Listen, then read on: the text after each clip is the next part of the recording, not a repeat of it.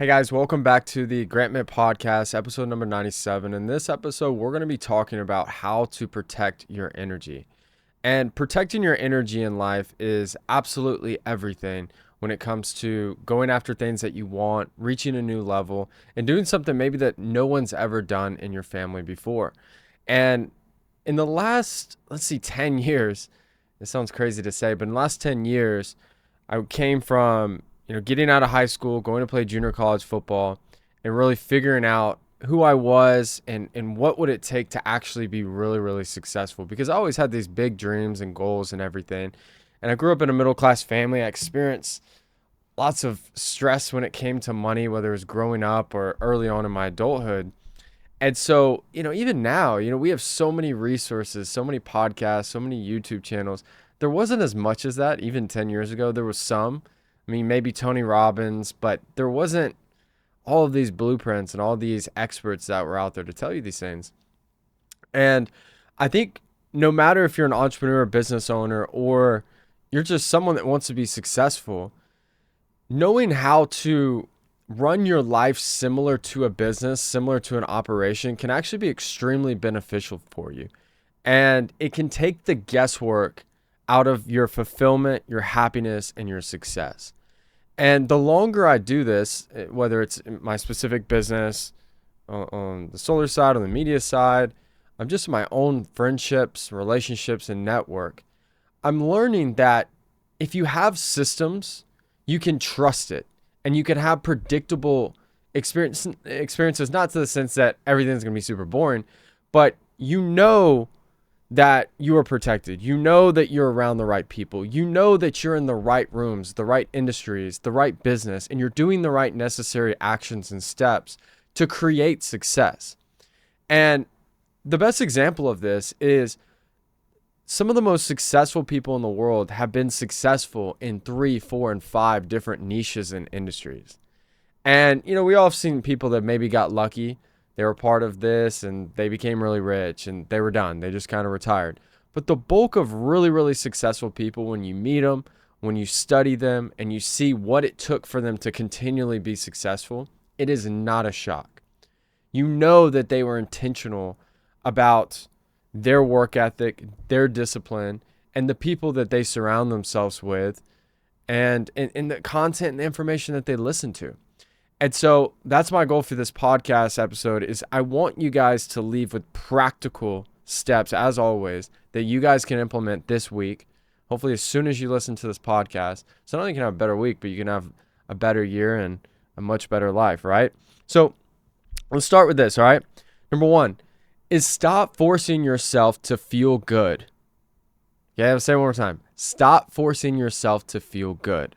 If you're around negative people and negative environments, it's supposed to feel bad. You don't have mental health issues if you're around a horrible environment and horrible people. That is the result of that will always be misery, stress, and trauma. But in the same sense, if you take out, someone that's been in that experience and you put them around the right environment, the right people with the right resources, they typically bloom. Because they're capable people. They just needed the right environment. And it's like the soil to, anything that you're growing, whether it's a flower, whether it's crops, the soil has to be right. You have to water it. You have to develop it. It has to get the right sunlight. Every one of us is the exact same. So, it's just, let's start living with intention. The next thing is, if you don't live with intention, right? You're going to start experiencing whatever the world gives you. Every person, and the people that lie about this and they say that otherwise, it's not the case. Every single person wants something. They want someone, they want to accomplish something, they want to be noticed, they want to be liked. So when you're out and about in your life, everyone is kind of subtly fighting for those things. Everything somehow has a motive. And even sometimes not having a motive is a motive too. It's a perception or it's a brand that someone wants to come across.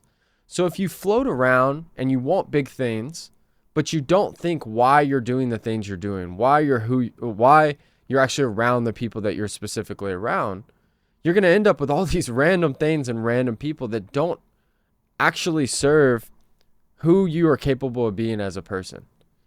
And you can't do your best. And when I went out to play junior college football, I was in, from the moment I got to Long Beach, I was always in an uncomfortable environment. Same thing in Brooklyn, New York, and a little bit when I was back in Houston. And I lived in a 2-bedroom apartment, which is that's nice, right? But you have 7 to 8-ish people. I think the low end was 5 or 6 of roommates, teammates. We were all playing football together. And junior college football, if you know anything about it, is we're all struggling. We're all trying to make ends meet. We're all trying to just put gas in the car if we have one, put food on the table and survive and make it out and go get a scholarship, to, D1, D2, or whatever the case is, college football team. And when you're in those environments, you're put in so much pressure and stress that every single day you're fighting. You kind of get into this survival mindset, which has some upsides and some downsides. And same thing for New York. We're in such a small place with 4 to 6 people. It just depends, but it's so much smaller.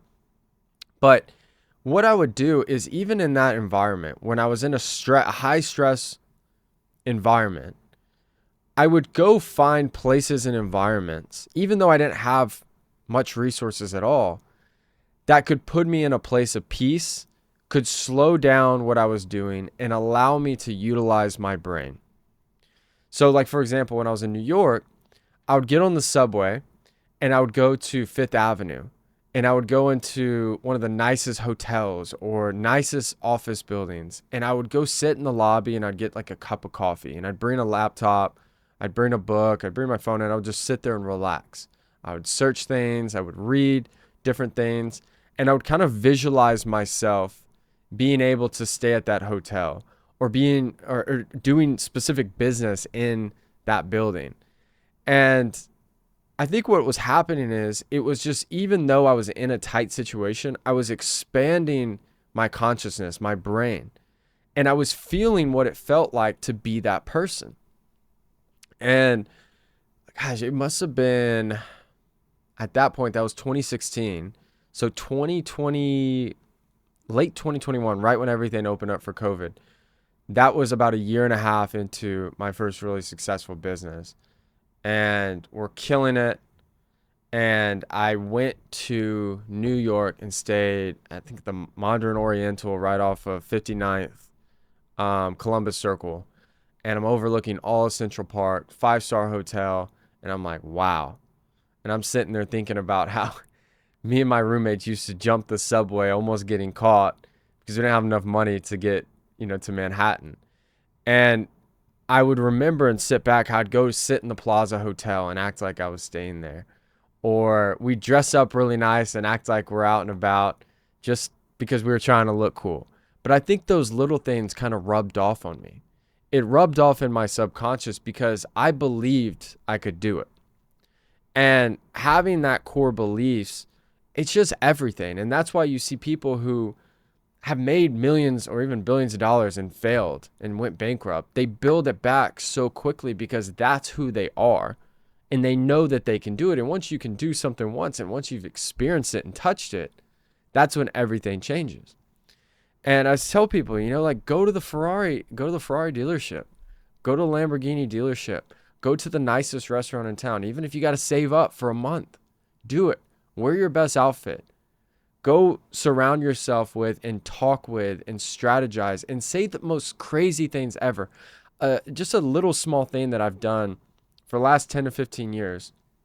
And I did it some with my roommates in college, and I always do this with my brother and my mom and a little bit of my dad as well, is I will talk as if things are happening. I just saw one of my friends in New York, and she said, and we've been friends for 5-6 years. So she knew me before I even had a business and was successful. She goes, yeah, in 2 years, we got to take your jet to blah, blah, blah. And I was like, yep, it's on the way. It's on the way. I'd always say, yep, it's going to come in the next 2 years. I have no jet ordered, but I would just say that. I'd say, yep, it's about to come in about 2-3 years. I can't wait. We'll take that. Yeah, we'll take the jet. And I'll say the same thing to my brother. I'll say oh yeah, when we're doing this and this and this, I'm going to do this. I can't wait till you have this. Oh yeah, when we do that, we're going to do that. And I just talk.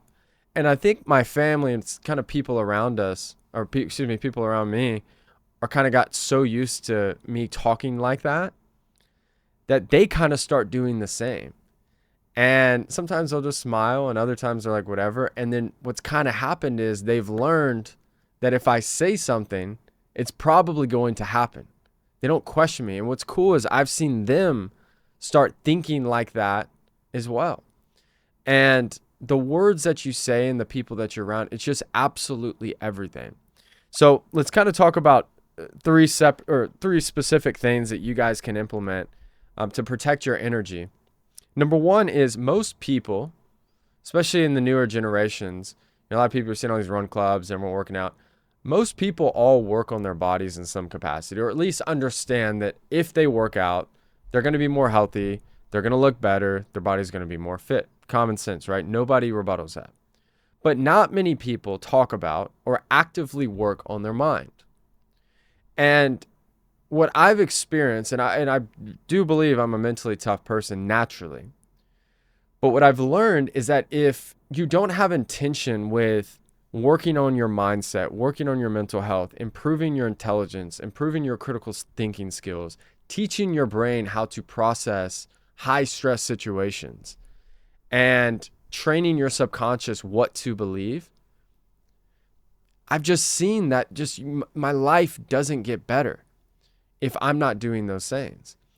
And one thing I told you guys, because I just had a podcast earlier, maybe a couple months ago, it was about how to manifest anything. And I talked about a meditation practice. I'm sure someone else has created. I'm sure it's just somehow in my brain. So I don't know if I want to take full credit for it, but I just kind of came up with this simple strategy to where the first 3 to 5 minutes of my meditation, I focus on getting a theta brain state where I relax myself. I'm focusing on my breath to calm my mind. And I start feeling light. I feel more relaxed. That's when my subconscious is now open. The second part is I utilize affirmations. And I say it in I am. So I say, I am confident. I am wealthy. I am successful. Whatever I'm trying to accomplish, whatever version of myself I'm trying to continue to create, I'm utilizing that. And then the rest, that extra, anywhere from 8 to 12 minutes, depending on how long I've been doing it, now I'm just simply visualizing, like a movie character, what I am creating in real time. And doing so is shifting my subconscious and my core beliefs, changing my energy, and it's attracting different things.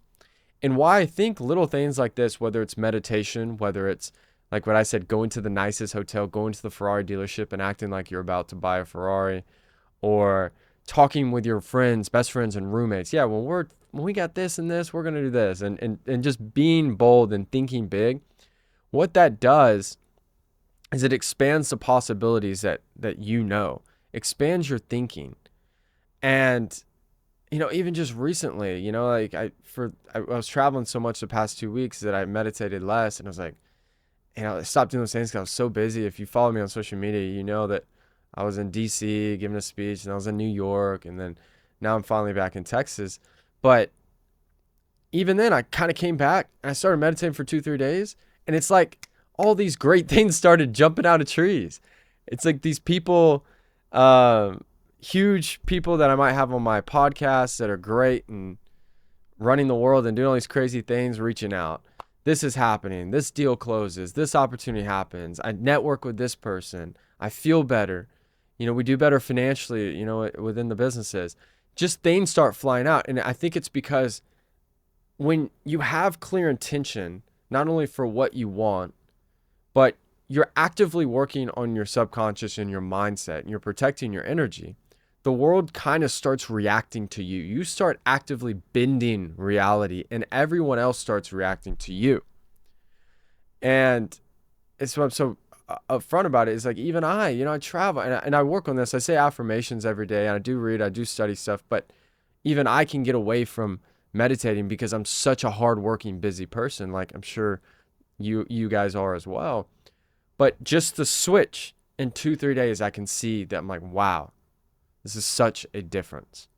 So you have to train your mind daily, and don't rely on motivation to do this.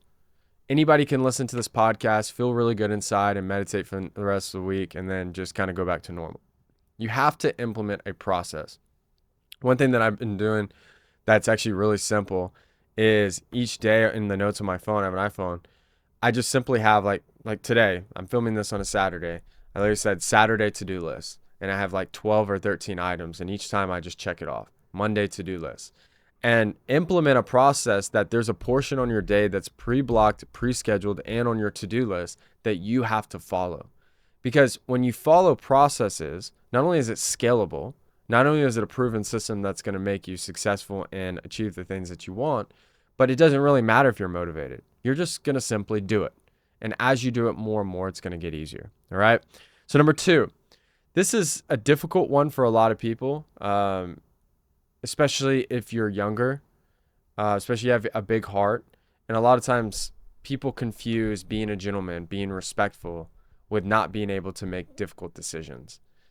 And I would argue that being a respectable person, being a strong person, being a person that is kind, is also a person that can make difficult decisions and remove the wrong people from the group and from, your life. And the first instinct is, well, if you're a great person, shouldn't you help everyone? Well, yes, in some capacity, but you also have to zoom out. If you keeping these 5 negative people in your life, which by the way, they will find another person to manipulate. Yeah, you could help those people, but you keeping those people in your life could be hurting thousands and if not millions of other people that could have the benefits of you being a better person and you operating at your highest self. And an example of this is in any business, see this as a CEO, is every time I make a difficult decision to let someone go, they always have every excuse in the book. I'm still human just like you and like anyone else. You still like have those doubts. Should I do it? What if this happens? What if that happens? We always see improved progress, improved efficiency, improved success. Sometimes they may not even be in that specific team and other teams will become more successful. Life is interesting. It must be a law of nature, but you have to make difficult decisions. And so what I want you guys to do that's very practical is maybe while you're listening to this or later, sheet of paper, notes, whatever. I want you to write out who you've been spending the most time with over the past month. And you can even put one side that's positive and one side's negative. Like which people have been adding more stress to your life and which people have been making you happier and make you feel much better about yourself. And pull away from the ones that have been adding negativity. Worst case, if they're a family member, you're in a relationship with them, it's time to have like a sit down conversation and just be honest with them. And if they can't change, it's not your job to fix them. You have a bigger duty to the world, to your family, to your business, to the people around you. So you have to make those decisions and pull away from all those people and then create systems. I have rules. I don't go to certain places. I won't even go to certain areas in town. I won't surround myself with certain people because I know what comes with those things. I've lived in rough areas. I've been around negativity. I've been around things that I can't say on a podcast. And I've also been around the best of the best in the world. And it doesn't always have to do with something financially or it's a 5-star hotel versus a 3-star hotel. It's like, are these people genuine? Are these people doing things in the world? Do these people make not only myself, but my friends, my family, and the people around me better? It's sometimes that simple. And being conscious about this and eliminating the possibility of even being around that type of energy will save you the bulk of the problems that you have. Association is everything, and it will save you your life and your success. Okay, number 3, be intentional about who you allow into your life and have non-negotiables. Remember, we talked about systems. What is acceptable to you and to your business? I was about to say one of the greatest head football coach ever in college football, Nick Saban, has won 7 national titles, I believe 6 at Alabama. And he is notorious and is a difficult person to work with. I've known a few coaches that worked with him because they play college sports, and they just said, like, wow. I mean, the guy is absolutely insane about every single little thing and why they do what they do. They have a process and a system for everything. They have a standard that is so high that if you can't meet it, you will not be in that program. And that's how you have to think. The way that Nick Saban made his team so successful is his standards are so high. And it's easy to say that you have these standards. And it's even easier to say you want to experience those things. But few of us can actually fully comprehend actually what it takes to, keep those standards in check and really truly operate at that level consistently. And you have to stick to those things. You have to follow those processes. And when you do, the right things come with it. And it's always, everything you want is always on that other side of discipline and consistency and making the decisions that most people aren't capable of making. If you can't make them, that's fine, but don't want anything big out of life, right? So hope this helped.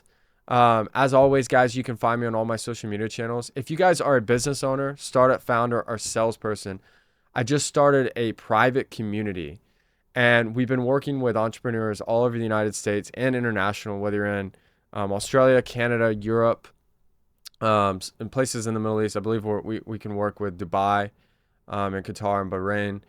And if you're an entrepreneur, you want to scale and multiply your business, and you want to apply to work with us in this private community, there's a link below, grantmittcoaching.com. You guys can apply there. Once you're approved, once you fill that basic form out, there'll be a calendar that'll pop up to schedule a call with my team. We'll see if it's a good fit. Other than that, I hope you guys have an incredible week. I'll see you guys again for episode 98. Thank you, guys. Talk soon.